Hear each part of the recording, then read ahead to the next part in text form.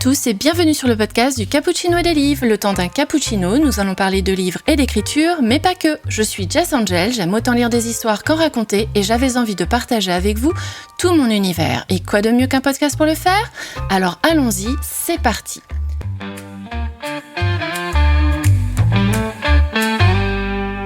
Dans cet épisode spécial interview, nous allons faire la connaissance d'une autrice membre du collectif Les Louves du Polar, Céline Gis, qui a publié récemment son roman « Jules Verne et le gentilhomme cambrioleur » chez Fayard. Si vous la connaissez pas encore, je vais vous faire la liste des livres qu'elle a écrits. Vous pouvez donc retrouver le tome 1 de Jules Verne, avec Jules Verne contre Nemo, publié également chez Fayard. Le tome 1 également de sa série Alice Pelletier et Max Schneider, le manuscrit perdu de Saint-Riquier, publié aux éditions Nord-Avril. Le tome 2 s'appelle Le secret de Guy de Pontieux, publié également chez Nord-Avril. Il y a également une aventure de Geneviève Malfoy, Le crâne de Saint-Jean-Baptiste, publié aux éditions Nord-Avril, et une nouvelle dans le recueil Noirceur volume 2, publié chez CECSEP pour le Salon du Polar organisé par la ville de Souchez. Bonsoir Céline et bienvenue sur le podcast. Bien, bonsoir Jess, merci de ton invitation. Je t'en prie, merci de l'avoir accepté. Je suis ravie de te recevoir sur le podcast. En plus, on s'était rencontrés, je ne sais pas si tu te souviens de moi, mais on s'était rencontrés à Créteil, oui, c'est ça ? À Créteil, oui, tout à fait. Tout à fait, donc super salon, le salon Lire, c'est livre de poche. Oui, livre de poche qui était à Saint-Maur avant et qui est passé à Créteil cette année, tout à fait. Bon. Alors, si on commençait par une petite présentation de la personne que tu es et de l'autrice que tu es. Mon prénom, c'est Céline. Par contre, mon nom, c'est Guise. Ça se prononce Guise dans le Nord. Mais tu le savais pas, c'est pas grave, je le dis. Parce qu'en fait, c'est vrai que c'est compliqué. GHYS, on se demande toujours comment on va le prononcer. Et ma belle famille, parce que c'est le nom de mon mari, et je l'aime bien, ce nom, donc je l'ai pris, voilà. Et on dit Guise, comme le duc de Guise. D'accord, voilà. Ok, toutes mes excuses. C'est pas grave. Ensuite, qu'est-ce que je peux dire sur moi ? Je suis pas originaire du Nord-Pas-de-Calais. Je suis arrivée dans la région, parce que maintenant je vis dans le Nord-Pas-de-Calais. Je suis arrivée dans la région en 98 à la suite d'une mutation, parce que je suis enseignante. Mon métier, c'est enseignante de lettres et d'histoire. D'accord. Et comme j'ai trouvé le coin très joli, la Côte d'Opale, je m'y suis installée, j'ai rencontré mon mari et j'y enseigne en fait depuis 98. Voilà. Après, il y a 5 ans, j'ai eu envie de faire un petit peu autre chose, faire un pas de côté, comme on dit. Oui. Et en rentrant du travail, je me suis mis à écrire les aventures d'Alice et Max, comme tu as présenté mon livre tout à l'heure, c'était ça. Donc, mon premier roman en septembre 2021, il est paru en septembre 2021, c'est Le manuscrit perdu de Saint-Riquier. D'accord. Et comme j'ai pris beaucoup de plaisir à l'écrire et j'ai rencontré les lecteurs ensuite, je me suis dit, tiens, 2e épisode. Et c'est comme ça que je suis rentrée dans le métier d'autrice depuis maintenant 5 ans. D'accord. T'as jamais écrit avant ? Eh ben non, aussi curieux que ça puisse paraître, j'écrivais des petites histoires comme tout le monde. J'aimais bien raconter des histoires, surtout à mes poupées et à mes copains quand j'étais jeune. Donc j'écrivais sur un petit cahier, je me souviens de ça, c'était sympa, les cahiers 96 pages brouillon, là, n'est pas en place, là, dès qu'on écrivait, on perdait la couverture, tellement c'était léger. Donc j'écrivais des tout petits trucs là-dessus, et puis je me rendais déjà compte à l'époque que ça me faisait beaucoup de bien. Et ce qui est dommage, c'est quand on grandit, on se rend compte, on essaye de trouver le bien-être un peu partout, dans du sport ou dans des activités à côté. Et justement, à la suite d'une journée de cours qui s'était pas particulièrement bien passée avec mes élèves, ça arrive des fois d'avoir des journées un petit peu difficiles. Je me suis dit, tiens, ça serait bien que je me détende. Et je me suis dit, allez, on se lance dans une histoire, et puis si ça me plaît, je continue. Et finalement, l'année est passée comme une lettre à la poste, comme quoi c'était vraiment ce qui me manquait pour me sentir bien. J'imagine, ouais. Et donc, ta première histoire, c'est donc l'histoire d'Alice Pelletier et Max Schneider. C'est le premier roman que tu as écrit. Oui, alors en fait, c'était ma première histoire et c'est parti d'une blague, quelque chose que je me suis dit en rentrant chez moi. Il y a des jours où on aimerait être dans un monastère ou dans une abbaye, tu vois. Au calme. Et voilà, au calme, tranquille. Et partie de ce constat, je me suis dit, mais j'en connais une abbaye à côté de chez moi, l'abbaye de Saint-Riquier, qui est, parce que le Pas-de-Calais, là où j'habite, c'est à la limite entre le Pas-de-Calais et la Somme. Donc, on était allé faire un tour il y a quelque temps auparavant avec mon mari, et elle m'est revenue en tête, cette abbaye, cette magnifique abbaye carolingienne. Et je me suis dit, ça serait super d'écrire une histoire qui se déroulerait là-bas. Ah oui. Peut-être que mon désir de paix, de je ne sais quoi, de retraite, de retraite, un peu de se mettre au vert, serait comblé. Et je me suis passionnée pour l'histoire carolingienne. Parce que c'est vrai que quand on écrit du roman policier historique, on y reviendra, il faut vraiment faut se documenter. Et j'ai pu mettre tout ce que j'avais compilé, compris, un peu glané dans cette histoire.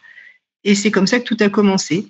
Donc c'est vrai que c'est peut-être mon roman le plus autobiographique, parce que je dis toujours que le personnage de Odon, je ne sais pas si tu l'as lu, le moine vit à Saint-Riquier, qui va voir sa vie un peu transformée et bouleversée. Je pense que c'est moi. Quand je l'ai écrit, j'étais ce moine de 70 ans. Voilà.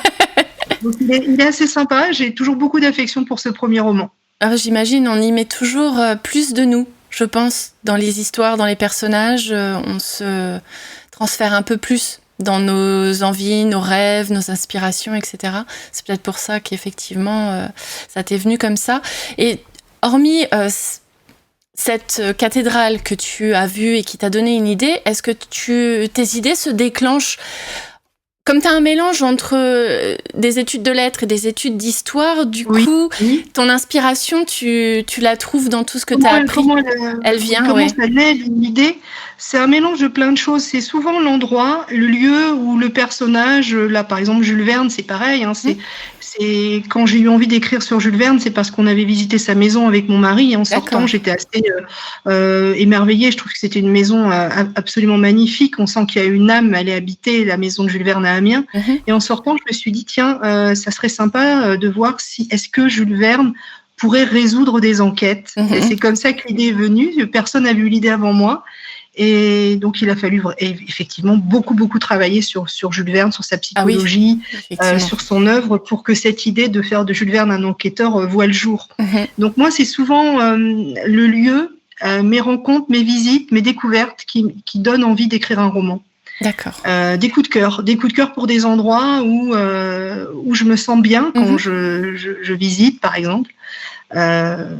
Ou aussi quelque chose qui peut être lié à mon histoire personnelle. Je vois pour mon deuxième roman, pourquoi la tapisserie de Bayeux, parce que j'ai toujours adoré cette broderie, cette tapisserie de Bayeux, et parce que c'est aussi là où j'ai eu ma première heure de colle. Ma première heure de colle, parce que j'étais passionnée par la tapisserie de Bayeux. On avait fait la visite avec un prof, j'étais en 5e, et là, on nous faisait faire un petit travail sur prendre des notes, dessiner. Et j'étais justement devant un épisode qui se déroulait à Bellerem. Bellerem, c'est Borainville. D'accord. Et je demande à mon prof de latin, je lui dis, mais qu'est-ce que ça veut dire Bellerem? Parce qu'on arrivait à traduire les autres mots, mais Bellerem, je sais pas ce que ça voulait dire. Et lui, il ne savait pas non plus. Donc, il me dit, je ne sais pas. Et moi, je lui dis, mais vous êtes nuls, en fait. Et ça, c'était... Parce que j'étais tellement frustrée de pas savoir que, sans m'en rendre compte, en fait, j'ai insulté mon prof. Effectivement. C'est pas bien du tout. Et donc, il m'a donné une heure de colle en rentrant. Et ça, j'ai jamais oublié ce Bellerem. Et donc, quand on est allé faire la visite à Borainville avec mon mari, il y a un lycée qui s'appelle Bellerem, parce que Bellerem, c'est l'ancien nom, le nom que la ville avait au Moyen-Âge. D'accord. Et là, j'ai dit, mais ça serait pas cet endroit-là, c'était pas cet endroit. Et en me documentant, je me suis rendu compte qu'effectivement, il s'était passé plein de choses et que j'avais envie de le mettre dans mon roman. Donc, c'est arrivé ensuite par le biais de mon roman. On fouille dans la terre de Bellerem et là, peut-être qu'on aura le secret du Guy de Ponthieu, qui était le comte de cet endroit au XIe siècle. Ah oui, j'imagine. Donc, c'est vrai que c'est assez troublant comment peut naître une idée et comment on peut, à partir de ça, décider d'écrire un roman. Moi, je pense que c'est toujours un coup de cœur de l'auteur ou quelque chose qui va l'interpeller. C'est pas forcément un coup de cœur, c'est quelque chose qui entre en résonance avec lui-même, quoi. Qui déclenche quelque chose. Là, j'ai envie d'écrire un roman. Ben oui, parce que si tu veux, quand on écrit un roman, on y passe quand même une bonne année dessus. Moi, c'est presque une année de travail. Et je me dis, si j'ai pas un minimum de passion, enfin plutôt un maximum de passion pour mon sujet, ça va pas me plaire. Parce que moi, j'écris, c'est une écriture de loisir, c'est pour me détendre. D'accord. Donc, il faut que je me fasse du bien, je me fasse plaisir. Donc, j'ai envie de passer un moment agréable, même si évidemment on a un roman policier qui quelquefois peut être un peu glauque, parce qu'il y a des gens qui meurent dans les romans policiers. Oui, tout à fait. Et je pense que c'est important de bien choisir son sujet. Voilà. Je comprends. Puis avec tes études d'histoire, du coup, il y a peut-être des points dans l'histoire qui peuvent t'interpeller encore plus parce que tu connais certaines anecdotes. C'est intéressant, ça aussi, cette question. Oui, alors, ce que tu dis, c'est vrai, mais j'ai choisi, et volontairement, je choisis des époques qui sont le plus loin possible de mes spécialités. D'accord. Moi, je suis plutôt spécialiste en histoire contemporaine. Mhm. J'ai beaucoup travaillé sur la Seconde Guerre mondiale, les intellectuels dans les années 30. D'accord. Je pourrais écrire, parce que c'est vrai que c'est un sujet qui me passionne, une histoire qui se déroulerait entre 39 et 45, et curieusement, je ne l'ai jamais fait. Parce que justement, j'ai envie d'aller creuser dans des époques pour apprendre des choses, pour me documenter. Et finalement, l'histoire médiévale, c'est toujours un mystère, hein. Pourquoi mes 2 premiers romans, un parle des Carolingiens, un parle de la féodalité. C'est étrange. Peut-être que j'ai envie de découvrir quelque chose de neuf et de faire découvrir quelque chose à mes lecteurs, ou alors simplement c'est les questions que je me pose. Voilà. C'est super intéressant. Personnellement, je sais que j'écoute, et j'en avais déjà parlé dans le podcast, mais je suis une fan de Passion Antiquité, Passion Médiéviste. Je crois que c'est les 2 que j'écoute le plus. Ce sont des podcasts animés par Fanny Cohen-Moreau, je crois. Et en fait, elle invite dans son podcast des doctorants en histoire. Et en fait, ils travaillent sur des sujets vraiment très précis et ils viennent faire un petit topo sur les recherches qu'ils font, ce qu'ils ont découvert, les questions qui se sont posées en faisant leurs recherches, ce qui les a amenés à faire cette recherche. Et j'ai appris plein de choses. Et effectivement, je pense que l'histoire est source dans ces recoins les plus sombres et les plus inconnus et méconnus, des points d'histoire et des intrigues qui peuvent être super passionnantes à raconter après. Et si tu rajoutes en plus un polar dessus, un mystère, mais c'est trop génial en fait. Mais oui, parce que moi, je suis comme toi, je pense que c'est vrai que j'aime bien aussi les podcasts. J'aime bien écouter, surtout ceux qui nous proposent une ambiance où on va faire un habillage. On nous parle par exemple des guerres de religion et derrière, on entend le fracas de la guerre, on entend les cloches qui sonnent. Ouais, c'est absolument délicieux. Moi, ça, j'aime beaucoup. Parce que quand on écoute, notre cerveau va imaginer la scène. Et il n'y a rien de mieux. Le cerveau est vraiment le meilleur des réalisateurs qu'on puisse inventer. Donc moi, j'aime bien aussi les audiolivres aussi. Je suis assez fan. J'aime bien les ambiances, plutôt aussi les audios, les roadbooks. J'en ai découvert un formidable sur Thérèse Raquin que j'écoutais à mes élèves parce que le narrateur a la voix de Bruce Willis. Et ça, c'est délicieux. C'est super génial. Et les élèves, ils connaissent cette voix. C'est la voix, même si le doubleur est mort, mais c'est une voix assez mythique. Donc, tout ce qui passe par le son, moi, m'intéresse beaucoup. D'ailleurs, j'adorerais avoir des audiolivres. Ça, c'est un truc, même moi, j'aimerais bien les lire aussi, parce que j'aime bien la lecture, j'aime bien faire la lecture. D'accord. J'aime bien me servir aussi de la voix comme toi pour transmettre des émotions, transmettre des choses. Voilà, donc c'est pourquoi pas une piste à creuser tout ça. Tout à fait. En tout cas, moi je sais que là je suis une fan inconditionnelle maintenant des livres audio. Et j'avoue que c'est super intéressant quand on a un narrateur ou une narratrice qui fait les voix, qui fait les sons, les bruits, qui met les émotions dans ce qu'elle dit. Ça rend l'expérience de la lecture, entre guillemets, vachement plus passionnante en fait. C'est plus immersif, je trouve. Complètement. C'est immersif. Donc c'est intéressant tout ce qui passe par la voix. Et c'est pas uniquement pour les personnes qui ont des difficultés pour lire. Moi, j'ai beaucoup de lecteurs qui me disent j'ai des difficultés. Est-ce que votre livre est en audiolivre ? Moi, je conseille vraiment aux gens d'aller franchement écouter un livre audio. Oui. Bien raconté. Tout à fait. Bien raconté, ça fait vraiment son effet. Là, je confirme à 100%. Si maintenant tu nous parlais un peu plus de tes romans, peut-être pour nous faire des pitchs ou nous faire des résumés pour nous donner encore plus envie de les découvrir. Ah, bah, je vais peut-être parler du premier, on a un petit peu parlé. Oui. Donc le manuscrit perdu de Saint-Riquier et le secret de Guy de Ponthieu. Ce qui est spécifique à ces deux bouquins, c'est que je propose un récit alterné, enfin deux récits qui vont s'entrecroiser, s'entremêler. Moi, ce que j'appelle, c'est des romans alternés entre passé et présent, un peu comme un millefeuille avec une couche de passé, une couche de présent, de passé, de présent, de passé. Parce que lorsque j'étais grande lectrice, à l'époque, je lisais au moins 3 bouquins par semaine quand j'écrivais pas, pour me détendre aussi. Ce que j'adorais, c'était les romans de Giacometti et Ravenne. Peut-être que tu les connais, ces romans. Tout à fait. Je trouvais ça assez fascinant, la capacité qu'ils avaient justement d'entremêler les deux histoires, qui finalement, au départ, on a l'impression qu'il n'y a rien qui lie ces deux histoires, et progressivement, au fil du livre, on va se rendre compte que le passé va influencer le présent et que les deux histoires sont intimement mêlées. Et je trouvais ça fascinant comme construction, en me disant c'est quand même de l'orfèvrerie, c'est de l'horlogerie, je trouve. C'est vraiment un mécanisme qui doit s'enclencher. Et est-ce que je serais capable de faire ça? En fait, j'étais bluffée quand je lisais leurs bouquins. Et partie de ce constat, je pense que j'avais peut-être envie de me détendre et aussi de faire quelque chose d'un peu complexe. Je me suis dit, je vais essayer. Donc c'est vrai que se lancer dans l'écriture alors que j'avais rien écrit depuis le CM2, après un petit poème qui s'appelait Célinette dans sa brouette, je crois, enfin je sais plus, une bêtise. Se lancer dans un travail aussi ambitieux, c'était quand même, mais j'ai été agréablement surprise de moi-même parce que j'ai trouvé que j'avais compris. Je pense qu'en lisant, j'avais compris et j'ai essayé de faire cela. Donc 2 romans qui sont comme ça, avec une trame qui oscille entre le passé et le présent. Le deuxième, en fait, j'ai poussé ce vie jusqu'à la dernière ligne, alors que dans mon premier, les 2 lignes temporelles vont se rejoindre à un moment donné et on va pouvoir converger tranquillement vers le présent. Dans le deuxième, j'ai vraiment alterné du début jusqu'à la fin.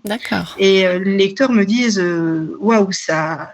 Enfin, ils ont le sentiment que également c'est quelque chose de rodé comme un travail d'horlogerie, donc je suis contente. Et je pense que c'est pour ça, quand j'ai atteint cet objectif que je m'étais fixé, je dis bon ben voilà, j'ai compris le mécanisme.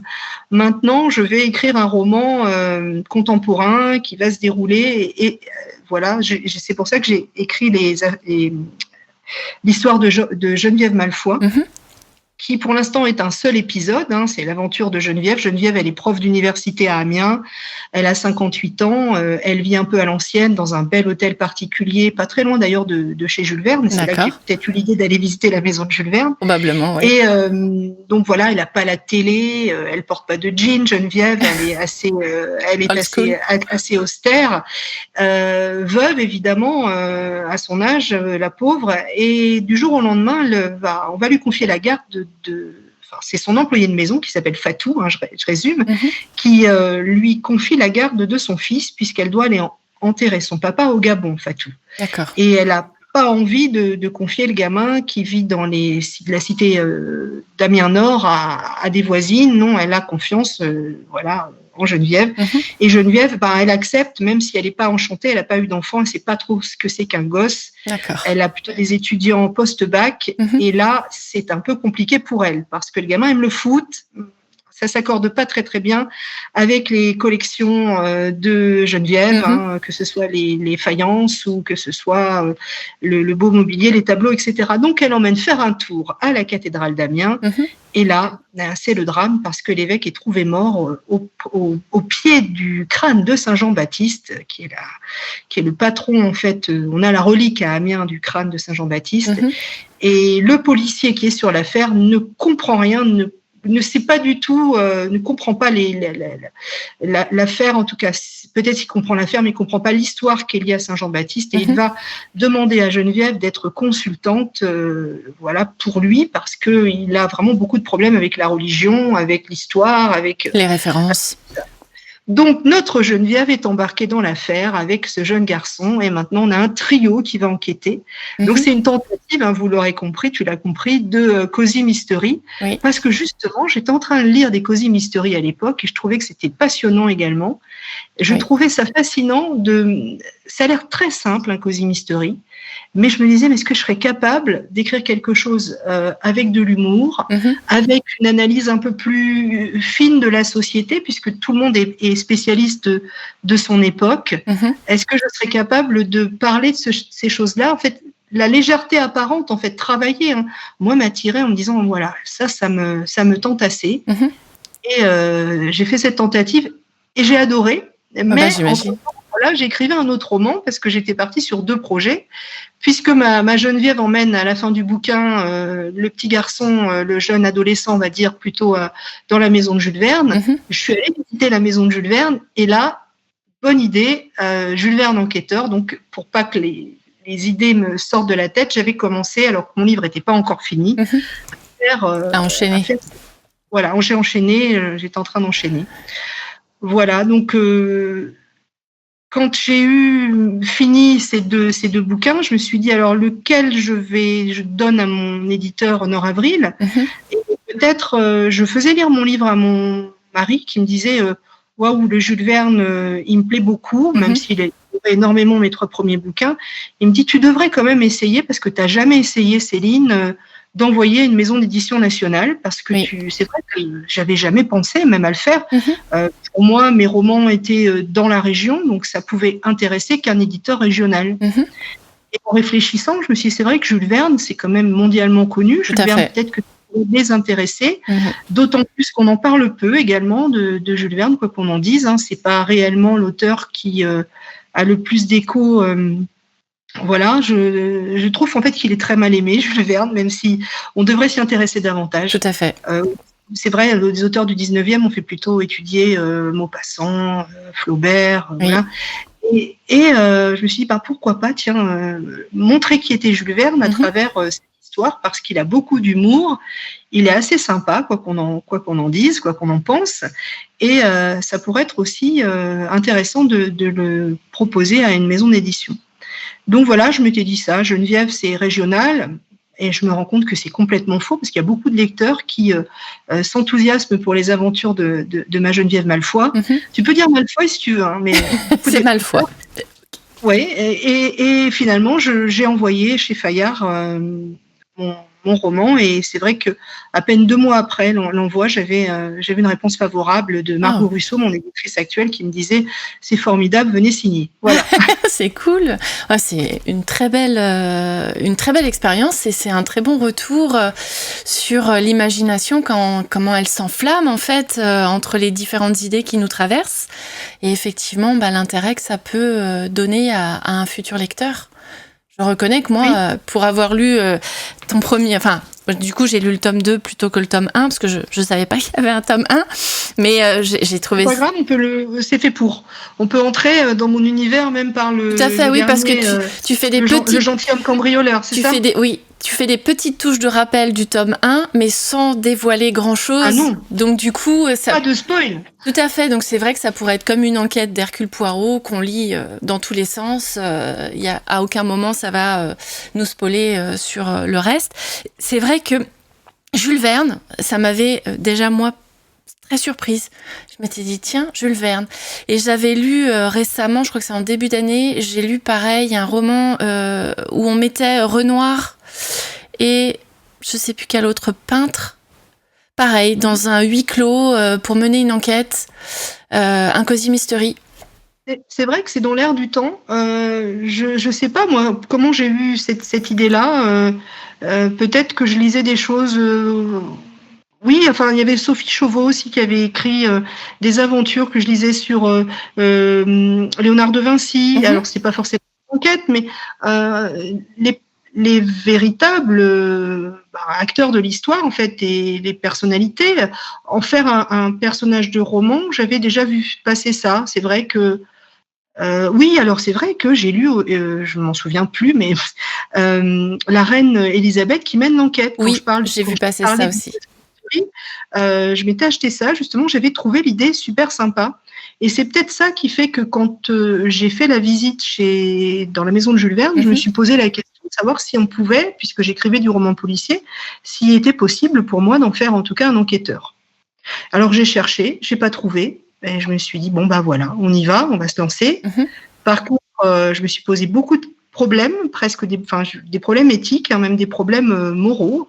Est-ce que j'ai le droit de faire ça? Est-ce que ça se fait? Parce que moi, je viens quand même de l'histoire et on rigole pas avec l'histoire. On essaie de s'approcher le plus possible de la vérité, hein, de ce qui s'est passé. Oui. Mais d'un autre côté, j'aime tellement le français, puisque je suis aussi prof de français, prof d'histoire. Et le français, c'est aussi la fiction, c'est l'invention, c'est l'imaginaire. Et je crois que j'ai un beau mélange. Ah oui, là, tout à fait. Bien, franchement, ton parcours de professeur, justement, avec ses centres d'intérêt pour les lettres et pour l'histoire géo, en fait, ça fait un super beau combo. Parce que tu as tout ce qu'il faut pour imaginer et t'inspirer d'une histoire. C'est ça qui m'intéresse, mais quand je le fais, quand j'ouvre une parenthèse dans la vie de Jules Verne, et j'espère qu'il me pardonnera si un jour il me voit en enfer ou au paradis, je ne sais pas, c'est que je me dis toujours, est-ce que ça peut être vraisemblable? Est-ce que ce que j'invente pourrait avoir eu lieu, s'être passé? On n'en aurait pas gardé la mémoire, c'est tout. Donc j'ouvre cette parenthèse d'une semaine ou de 15 jours dans sa vie, et j'essaye, pour me faire pardonner peut-être, hein, parce que j'ai mauvaise conscience, de lui faire respecter sa routine habituelle, ce qu'il était en train d'écrire à ce moment-là, les gens qu'il voyait, le temps qu'il faisait dehors, le lever du soleil à telle heure, le nom des rues. Tu fais des sacrées recherches. Ah oui, c'est des grosses recherches, c'est ça qui est palpitant. C'est de se dire, alors s'il partait boire son verre de lait, par où il passait, parce qu'il adorait le lait, donc il allait boire un verre. Alors est-ce qu'il prenait cette rue? Je retrouve des plans, voilà, et puis surtout lui mettre dans la bouche des expressions qu'il utilisait, comme le fameux saperlipopette que j'ai retrouvé dans des courriers, ou même des petits traits d'humour, parce que Jules Verne est un sacré farceur et il pouvait écrire à sa mère. Il aimait bien se lâcher avec sa maman dans les courriers, j'aimais bien ça, et lui raconter des petites choses très très intimes. Plus ou moins racontable, on va quand même dire, parce qu'il était très très préoccupé par ses problèmes gastriques et il lui racontait tout ce qu'il faisait. Effectivement. Ah ouais, c'est incroyable. Donc non, mais c'est intéressant justement d'entrer dans l'intimité pour pouvoir jouer avec la véritable, voilà, s'approcher au plus près de ce qu'il pouvait dire, penser, faire, voilà. Ça, en tout cas, pour avoir lu le tome 2, franchement, c'est très bien réussi. C'est gentil. C'est gentil parce qu'il y a toute une projection dans sa maison, dans son quotidien. C'est ce que je fais. Alors, c'est vrai que j'ai fait pas mal de visites dans la maison de Jules Verne pour pouvoir aussi m'imprégner des lieux. Quelquefois, j'étais en pleine écriture et je disais à mon mari, il faut qu'on y retourne parce que là, je ne sais pas si... y a des marmousés, je sais pas, n'importe quoi. Si si au niveau des poutres, c'est comme ça. Est-ce que c'est de cette couleur-là? Est-ce que de quelle couleur est la cheminée? Enfin, des détails importants, oui. Important. Donc, on y est retourné plusieurs fois en plein processus d'écriture et je me souviens même avoir envoyé à la maison Jules Verne il y avait bien sur les couverts en argent le monogramme, alors soit du papa de Jules Verne ou de Jules Verne, c'était très important pour moi. D'accord. Non, mais quelquefois, on peut se prendre la tête sur un détail qui, pour vous, pour les lecteurs, ça va faire 2 lignes et puis pour moi, ça m'a demandé 15 jours de travail, quoi. Oui, c'est le risque à prendre avec les recherches. C'est ça. C'est le risque à prendre, mais ça me plaît. Je pense qu'il y a un défi de trouver des petites choses, des anecdotes qui vont rendre le récit très très vivant. Oui, et puis là c'est complètement immersif parce que du coup c'est comme si on vivait entre guillemets la vie de Jules Verne à un instant T de son existence avec des éléments qui sont vrais et des éléments fictifs qui racontent une histoire. Moi, je tends vers ça, c'est-à-dire je me pose toujours la question de savoir au niveau du lecteur, le lecteur, il faut qu'il soit un compagnon de route de cette aventure. C'est un trio, mais il faut qu'il soit le 4e membre, il faut qu'il soit là, il faut pencher sur l'épaule. Donc il y a bon, évidemment il y a la recherche, mais c'est pas ce qui fait un roman aussi. Il y a également toutes les techniques qu'on va mettre en place. Moi je sais que voilà, je suis un peu autodidacte, on n'apprend pas à être auteur, on n'apprend pas à être écrivain, mais moi je me suis régalée en lisant les livres des autres et je peux apprendre plein de choses dans un auteur contemporain, même chez un auteur de BD, parce que je me dis tiens, là c'est pas mal, le procédé me plaît. Alors voilà, est-ce qu'on n'est pas que des copieurs? Non, parce que en fait j'aurais pas fait peut-être ça comme ça. Là, pour que le procédé soit abouti, je me dis il va trop vite. En fait, je suis toujours en train de réfléchir quand je lis un livre en me disant pourquoi ça me plaît et pourquoi je vibre, pourquoi j'aime particulièrement ce passage. Et je pense que je suis toujours dans l'analyse de procédés que j'ai vraiment des fois hâte de parfaire ou de refaire, parce que des fois c'est juste impeccable. Mais si on a aussi l'impression que c'est immersif, c'est parce que j'adore le cinéma. D'accord. Il n'y a pas une journée sans que je regarde une série. Alors, ça peut être une série Netflix, n'importe quoi. On est abonné à peu près à tout, tellement j'aime le cinéma, et des films. Et depuis que je suis gamine, en fait, je décortique l'image. Aussi les procédés qui m'intéressent, comment on crée un suspense. C'est ça, c'est le côté du cinéma, comment le cinéma peut nous apprendre et enrichir notre écriture dans les procédés de mise en scène, les rebondissements, moi ce que j'appelle les climax, c'est-à-dire voilà, tout à coup l'action est à son apogée à la fin d'un chapitre parce que là on tient le lecteur en haleine et il faut il y a des petites choses comme ça que j'emprunte au cinéma parce que j'aime beaucoup. Et alors le rêve absolu, c'est, je sais pas si tu as appris ou tu sais que Jules Verne contre Nemo va être adapté au cinéma. Oh génial. Ben ouais, donc ça c'est un truc incroyable qui m'est arrivé. Merci. Donc c'est chouette. Donc j'étais vraiment très très émue le jour où j'ai appris par mon éditrice que les droits audiovisuels avaient été achetés. Donc déjà, j'étais super contente. J'en parle aux copines, aux copains. Ils me disent il faut pas s'affoler, Céline. Nous aussi, nos bouquins, ils nous les achètent. Mais le film ne voit jamais le jour. C'est des options. Et puis j'en ai parlé. C'est un peu retombé. Je me suis dit c'est pas de chance, quoi. C'est juste acheté. Et puis pas du tout. C'est-à-dire que 2 mois après l'achat des droits cinématographiques, on a, avec Margot Russo, mon éditrice, on a senti que c'était vraiment un projet qui était en plein développement, d'autant plus que le studio qui s'appelle The Media Company, qui est fait avec l'ancien directeur de TF1 et de Canal+, ils ont monté une société ensemble. Le premier film qu'ils voulaient développer, c'était le mien. Et à grand renfort d'annonces sur BFM Business en disant, nous, on est en train de développer un film et ça sera notre prochain film. Ils sont très contents parce qu'en fait, ils travaillent de manière traditionnelle, en tout cas leur film, mais tout ce qui est la pré-production, ils mettent en place en fait tout un dispositif de création grâce à l'intelligence artificielle. D'accord. C'est-à-dire qu'ils rentrent mon livre dans leur logiciel, ils travaillent avec ça, et puis pour l'instant, on leur donne en fait à voir des plans qui peuvent être intéressants pour le réalisateur, qui lui a déjà en fait un storyboard animé pour pouvoir ensuite savoir où il va mettre sa caméra, comment il va tourner, quelle ambiance il va pouvoir générer autour de mon film.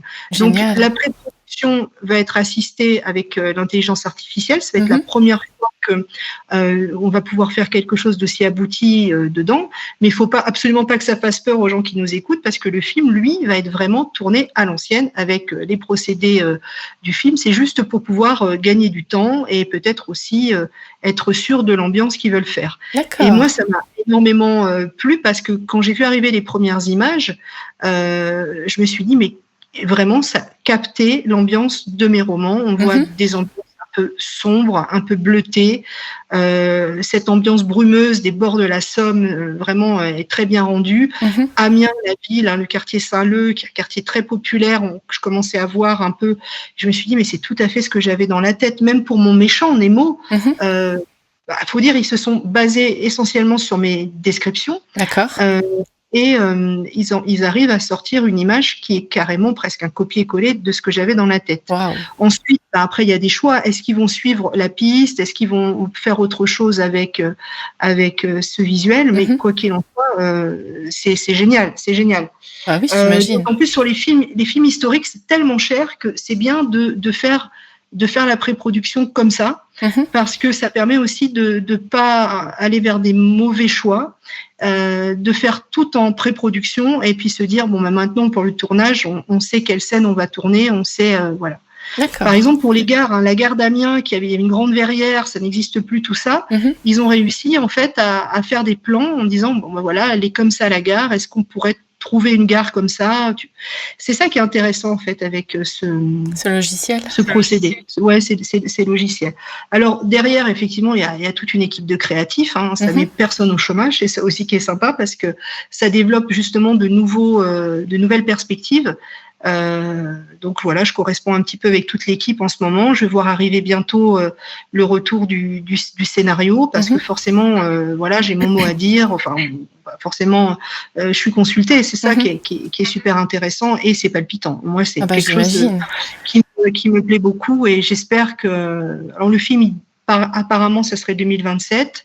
Voilà, on est dans les premières étapes. Je vois tout se construire et je suis hyper heureuse. D'autant plus qu'ils sont arrivés vers mon livre de manière complètement naturelle. Je pense que voilà, ils cherchaient un projet à développer. Ils avaient plusieurs peut-être possibilités, mais c'est le mien qu'ils ont choisi. Je suis très très contente de ça. Je pense que c'est peut-être assez novateur comme idée. C'est pas une ressucée des Trois Mousquetaires ou une ressucée du Comte de Monte Cristo, qui est, soit dit en passant, génial et un super film.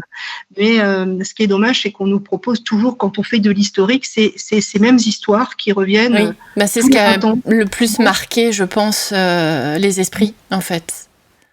Moi, ce qui est intéressant, c'est que justement, Jules Verne, jamais vu en tant que personnage à l'écran. Ça aussi, c'est intéressant. L'univers que j'ai créé est historique, mais unique. Et ça m'étonne pas, en fait, qu'il soit intéressé par un développement avec les images de synthèse, parce qu'il y a tout un monde à créer aussi. Il y a toute une ambiance à inventer. Voilà. Ah non, c'est génial. Franchement, ça doit être une consécration.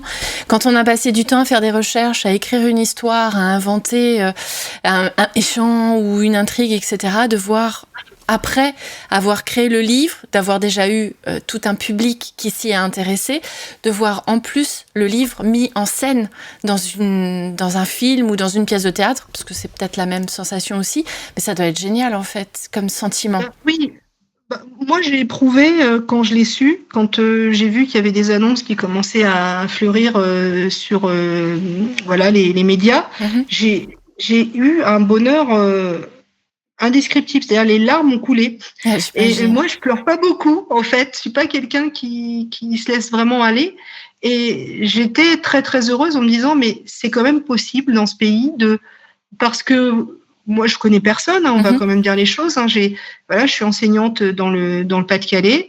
Le soir, en rentrant du travail, j'écris et j'envoie et ça plaît aux gens. Et maintenant, il y a le cinéma qui vient vers moi. Et je me dis, c'est encore possible dans ce pays de réussir à créer, d'intéresser des gens, peut-être pas forcément de réussir, parce que là aussi, c'est quand même compliqué. Il y a plein de choses qui peuvent faire que le film, en tout cas, peut pas aboutir. On ne sait pas, un quatrième Covid, une météorite, n'importe quoi. Mais en tout cas, là, je me dis, c'est bien, je suis heureuse. Ça se fait pas. Bon, c'est bien avancé, mais tant pis. Je l'aurais fait, voilà. J'aurais réussi à intéresser quelqu'un et ça me fait plaisir.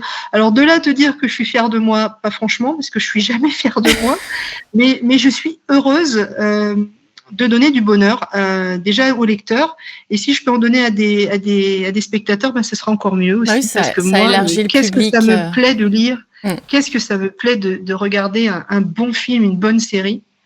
J'imagine. Voilà, donc je suis très enthousiaste en tout cas.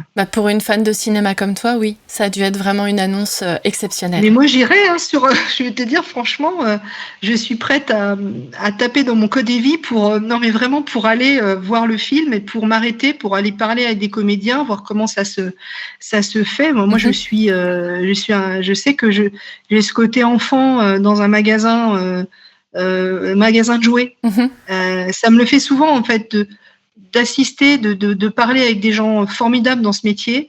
Et il y a une part de moi qui dit mais là c'est Noël quoi, c'est Disneyland. Ça me le fait des fois sur certains salons aussi quand je parle à des auteurs que j'ai adorés en tant que lectrice. Je me dis waouh, quand même je suis en train de discuter avec Franck Tillier quand même, tu vois là. Oui, la classe. Là je suis en train de boire une bière avec Franck Tillier quand même. Et il y a une sorte de décalage, mais j'oublie jamais ça. En fait, je l'oublie pas. Je me dis c'est une chance incroyable de fréquenter des gens formidables, de parler aux lecteurs, de vivre un moment unique. En tout cas, est consacré soit au livre ou soit au film. Mais oui, quand j'ai rencontré les deux producteurs et surtout aussi le réalisateur qui s'appelle Julien Despo, j'avais adoré sa série. Je sais pas si tu l'as vu, c'est Paris 1900. C'est lui qui va faire le film, qui est en train de le faire, D'accord. avec sa compagne qui s'appelle Victoria Muslak, qui elle a créé le personnage de Mademoiselle Holmes. Ok. Voilà. Ça, je regarde. Ça aussi, j'ai regardé, c'est un travail formidable. Oui. Et puis, elle a fait un premier film aussi qui s'appelle Première Affaire, que j'ai adoré. Quand j'ai su que c'était eux, j'ai dit, mais ça a tilté, c'est normal, j'adore leur travail. Alors, s'ils ont trouvé qu'il y avait quelques petits points communs entre ma manière d'écrire et leur manière de faire du cinéma, mais j'en suis enchantée parce que moi, quand j'ai regardé leur travail, je dis mais c'est vachement bien, mais quelle bonne idée, Mademoiselle Holmes, quelle bonne idée. Oui, elle est super intéressante. C'est éloigné quand ils pensent. Ou Paris Police 1900, la série sur Canal+, les 4 premiers épisodes sont géniaux, c'est-à-dire qu'on a une immersion dans cette époque où on apprend le début de la police, Bertillon, le bertillonnage. Moi, alors je l'avais pas vu quand j'ai écrit Jules Verne. C'est une fois que j'ai rendu mon manuscrit chez Fayard, je me dis tiens, je vais me détendre. Ah, tiens, je vais mettre une série. Oh, Paris Police. Oh, ça doit être bien, ça. Et je regarde les 4 premiers épisodes, parce que c'est lui qui les a réalisés. Mais voilà, le suivant, c'est un autre réalisateur.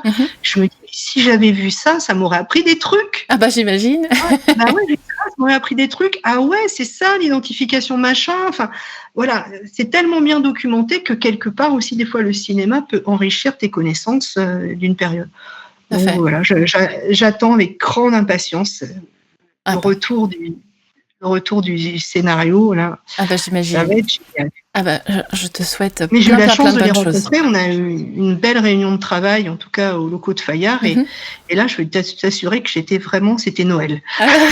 J'imagine, ça a dû clignoter de partout. Oui, parce qu'en fait, les films qui ont été produits par ces deux producteurs sont des films que j'adore aussi. J'ai une prédilection pour. Il a travaillé pour le studio Ubisoft aussi. D'accord. Moi, j'aime beaucoup Assassin's Creed. Je ne sais pas si tu te rappelles de ce jeu vidéo. Alors, tu as déjà joué. J'ai pas joué. Et mon fils y joue. Et j'ai déjà vu le film qui a été fait. Oui, voilà. C'est un film qui a été fait par un des deux réalisateurs. Donc, moi, quand j'ai appris qu'il y avait un lien. Comment ? Le producteur, je dis le producteur. Ok. Quand j'ai appris qu'il y avait un lien entre... parce que je joue aussi aux jeux vidéo, il faut quand même le dire, et j'adore ce jeu vidéo également. D'accord, oui. Ça reprend toujours le côté très historique. Oui, parce que c'est développé aussi par des profs d'histoire. C'est-à-dire quand on se promène sur les toits de Florence, on est au XVIe siècle, là, ok, tout est fait par une équipe d'historiens. D'accord. Donc les sources sont bonnes. Oui. Alors là maintenant, si on passait à tes habitudes d'autrice, est-ce que tu en as ?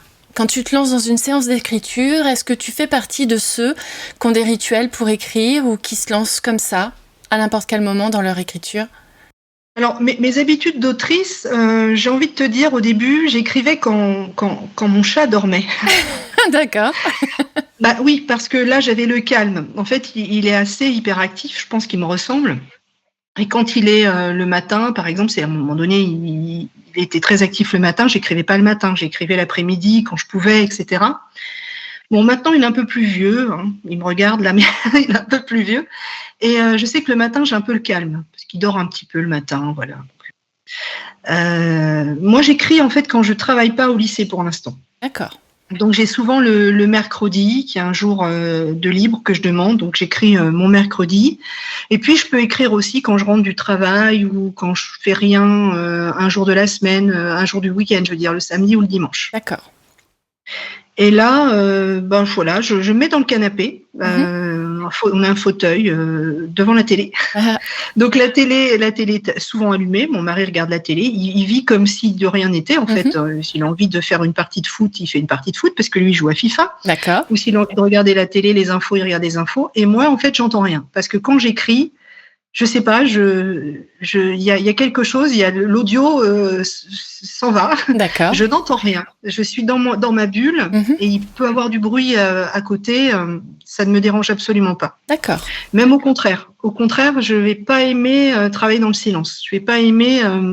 D'ailleurs, j'ai même pas de bureau pour corriger mes copies. C'est pareil, je me mets dans ce fauteuil, je mets une pochette sur mes genoux et vas-y, je corrige mes copies comme ça. Je sais pas, je suis super angoissée par le silence. C'est pas quelque chose qui me plaît. Je crois que quand j'étais jeune, j'avais pas de chambre à moi. Je partageais ma chambre et puis j'aimais bien faire mes devoirs sur la table de la cuisine. D'accord. Quand tout le monde était en train d'éplucher quelque chose ou je sais pas, j'ai besoin de compagnie.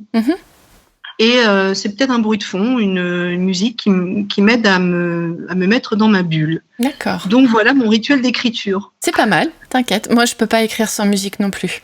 Le silence me stresse.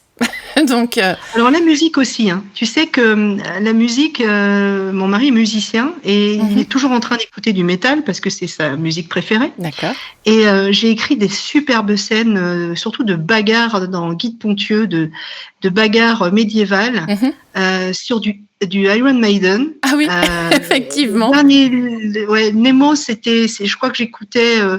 Je sais pas ce que j'écoutais, peut-être Architects, qui est un nouveau groupe qui est vachement bien et voilà. Et peu importe parce qu'en fait cette musique, je vais entendre le rythme peut-être, mais je ne suis pas.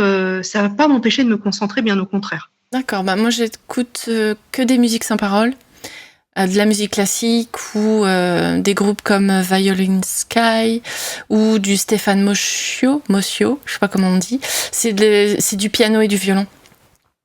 Ouais, ça peut m'arriver aussi. Moi, j'ai un CD de musique de film de Hans Zimmer parce que j'aime beaucoup la musique de Hans Zimmer. Qui a fait Inception par exemple, voilà, enfin plein d'autres.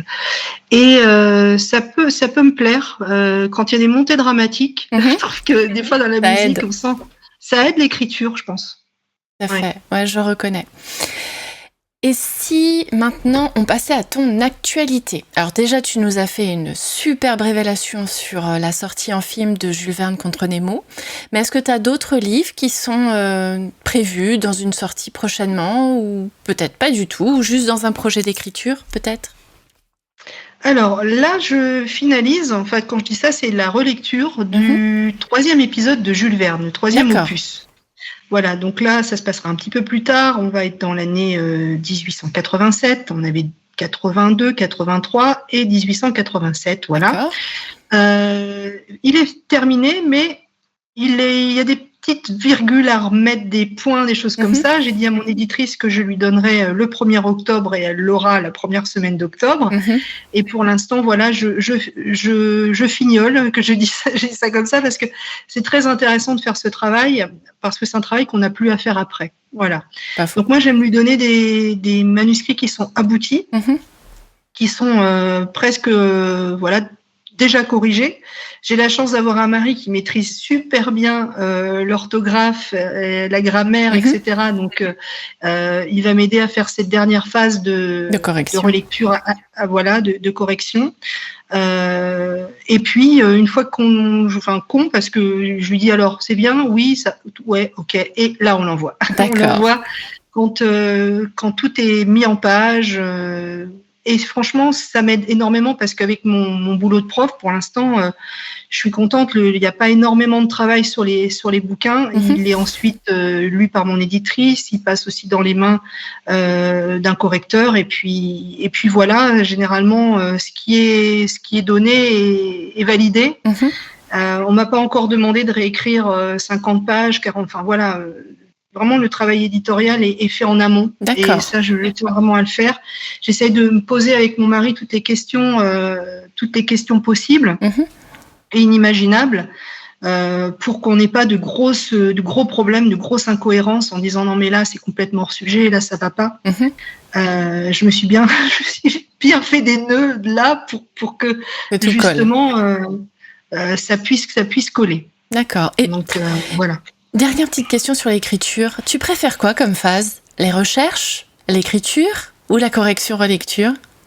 Alors, la correction, ça m'est très pénible. Ben oui, parce que quelquefois, je dis, mais qu'est-ce que c'est nul? Là, ça va pas. Qu'est-ce que j'avais dans la tête? En fait, c'est vraiment c'est vraiment compliqué. Il faut faire le deuil de son idée, il faut des fois faire le deuil de sa phrase. Oui. Donc là, ça va de mieux en mieux parce que j'ai plus d'amour propre pour ça. Mais au début, j'avais vraiment du mal. Je me disais bon, moi, je suis vraiment attachée à ça. Mais oui, mais c'est, ouais, je me disais ça va pas. Mais enfin, il y a je m'exprime mal, mais il y a une partie de nous en fait qui veut pas lâcher et l'autre qui dit mais c'est nécessaire. Donc c'est compliqué. Moi, j'aime bien la phase d'écriture parce que ça va à 100 à l'heure et puis c'est une phase où je me mets absolument aucune limite. Donc, je suis dans l'écriture. J'aime bien cette phase d'imaginaire. Oui, c'est la plus agréable. D'accord. La plus désagréable, c'est la correction. Ah oui, ça c'est plus dur. Effectivement, je comprends tout à fait. C'est la plus compliquée. Il y a une phase aussi absolument géniale, c'est les premiers lecteurs, l'arrivée du premier regard, des premiers avis. Pour mon premier livre, j'en avais pas dormi. Un mois avant, je me disais mais qu'est-ce qui m'a pris, qu'est-ce qu'on va penser, qu'est-ce qu'ils vont dire, c'est pas bien. Voilà, je me suis posé plein de questions. J'en ai perdu le sommeil, j'avais même des troubles du sommeil. Mince. Je me réveillais au milieu de la nuit en disant mais qu'est-ce qui t'a pris? C'est ton syndrome de l'imposteur qui vient te titiller. Ouais, c'était ça. Là, ça va un petit peu mieux parce que plus la période de doute maintenant, elle intervient dans la création. Je pose toutes ces questions-là dans la création. Et j'ai l'impression, en fait, que, bon, je ne veux pas dire que c'est un accouchement parce que j'en ai jamais eu, j'ai eu vraiment gros soucis de santé, donc j'ai pas pu avoir d'enfant, mais je pense que le moment où, oui, c'est ça, c'est une libération, c'est la joie de voir un livre prendre vie. Quand on découvre la couverture, quand on découvre l'objet, qu'on l'a en main, on se dit waouh, ça y est, on a donné naissance à quelque chose, à un objet en tout cas. C'est pas une personne, c'est un objet. Avec plein de personnes à l'intérieur aussi. Tout à fait, c'est toute une histoire qui sort de nous. Oui, c'est des sentiments un peu indescriptibles. Voilà. Ah, j'imagine, très bien. Est-ce que tu as des salons ou des dédicaces prévus dans les mois à venir ? Alors, je serai par exemple le 27 septembre à Templemar, c'est le salon du polar à Lille. D'accord. Un salon réservé au polar, il y aura Franck Tilly également. Le 5 octobre, je suis à la fête du livre de Merlieu. D'accord. C'est vraiment sympa. C'est une fête du livre en plein air. Le village, le village en fait est habité par les livres. Il y a des petits stands un peu partout. Moi, je serai avec une librairie. D'ailleurs, j'ai une table ronde là-bas. Je serai à la ruche aux livres de Wavrin, c'est dans le Nord, la librairie de Caroline, le 11 octobre. Je serai également au salon Noirceur le 8 novembre. Okay. Un salon dans le Nord, en Noirceur. Le salon du Touquet, le 15 novembre et le 16 novembre, qui est un grand salon au Touquet. D'accord. Au Touquet, près de chez moi. Voilà. Ah, j'ai la joie, parce que là, je me fais une fête. J'adore Versailles. J'ai une passion pour le château de Versailles. Je vais revoir mon château, puisque je serai au salon de Versailles le 22 novembre et le 23 novembre. C'est un super salon historique. Vraiment, j'invite tout le monde à venir, parce que non seulement le cadre est magnifique, et puis on peut faire de belles rencontres. Je crois qu'il y aura Laurent Deutsch aussi. D'accord. Ah oui, il a écrit des livres sur Paris. Oui, il a écrit le Métronome, oui, Paris. J'ai eu la chance de le rencontrer, de lui offrir mon livre, le manuscrit perdu de Saint-Riquier à Saint-Riquier, puisqu'il avait fait tout un spectacle là-bas. D'accord. Et là, je vais le revoir. Et c'est marrant parce que je fais beaucoup de chemin, moi, en 4 ans. Et je serais vraiment très, très heureuse de le revoir. J'imagine. Je serai également à Polaroni le 29 novembre. Ok. À Oni, Polaroni, voilà. Ça marche. Et puis évidemment, je vais faire Polar-Lens au mois de mars. Après, j'ai d'autres dates qui vont venir, mais faut suivre ma page, allez sur Facebook, suivez Céline Guise sur Facebook et vous me trouverez. Ça marche. Je poste régulièrement, mes dates et puis mon actualité. Ok. On peut aussi te retrouver sur ta page Instagram @celine.guise. C'est ça, c'est mon nom. G-H-Y-S. Oui. Qui se prononce comme Guise. Guise. Voilà. Guise, comme le duc de Guise. Ça marche. Pas de Ou souci. comme Gizmo, disent mes élèves de moins en moins, mais parce que Gizmo, c'était un petit personnage, là, tu sais, dans les Gremlins. Oui, tout à fait. Voilà. Avant qu'il se transforme. Maintenant, ils le connaissent plus, donc c'est plus mon surnom. Plus mon surnom du tout. Mais au début, c'était ça, Gizmo. J'imagine. Et si maintenant on passait à la dernière partie du podcast et que tu nous si tu en as envie, tu nous partageais un conseil. Lecture, écriture ou les deux, comme tu veux.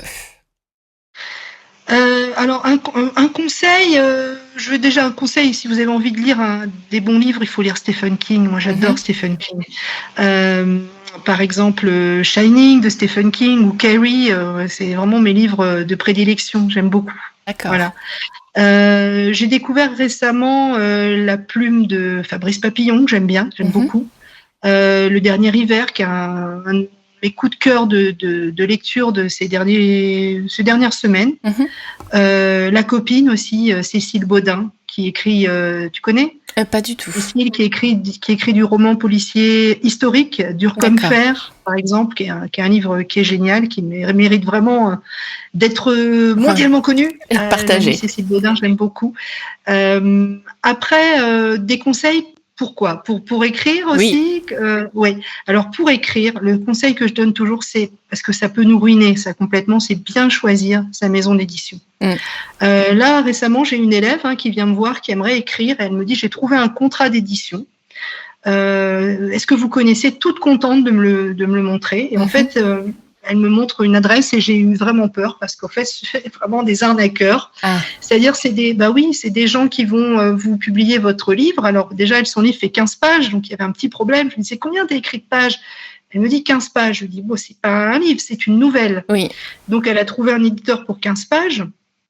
Voilà, donc cette maison d'édition, en fait, va lui demander 750 € pour les corriger. Ah oui. Effectivement. Voilà, donc il y a des maisons d'édition qui sont à compte d'auteur, qui sont vraiment très très malhonnêtes, et ça peut être bien. Je veux dire, si vous avez envie de publier un livre, mais vous êtes prêt à payer pour ça, oui, faites-le.